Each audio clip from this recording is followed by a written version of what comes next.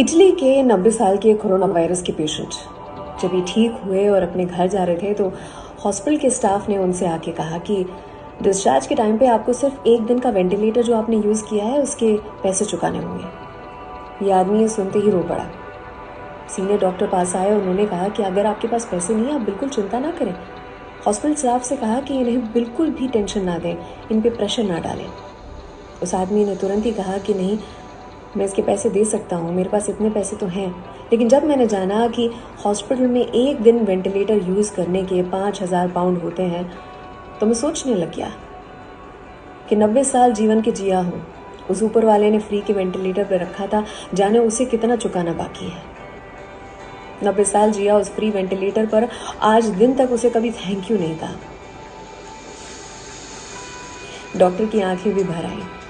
अर्थात ऊपर वाले ने जो पल दिए, जो जीवन दिया है, अगर आपके घर में एक भी इंसान दिया है जिसे आप हग कर सकते हैं,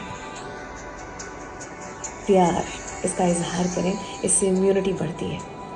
आपकी अर्चना के साथ है। और देखें ना कैसा जीवन है। पहले घर में रहते थे, फिर बंगला किया, फिर फार्म हाउस, और अब घर की 4 दीवारी में इधर से उधर घूमते हैं। पहले साइकिल थी, उसके बाद बाइक आई, और उसके बाद गाड़ी और गाड़ियाँ, और अब देखें 11 नंबर की बस से एक से दूसरे रूम घूमते हैं। क्या करना है इतना लोड लेके? यही सिखाता है ये पल।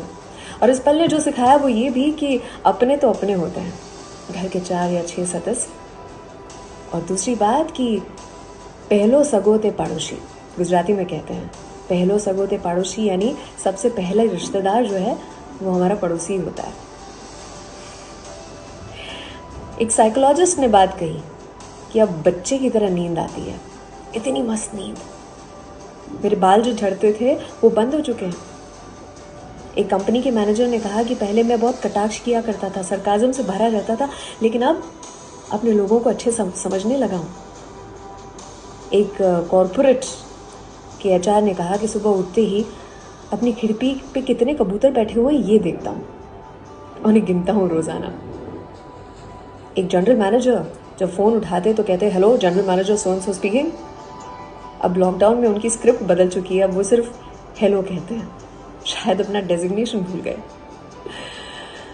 हवाएं मौसम का रुख बदल सकती हैं और दुआएं मुश्किलों के पल बदल सकते हैं। तो दुआ कीजिए, घर पर रहें।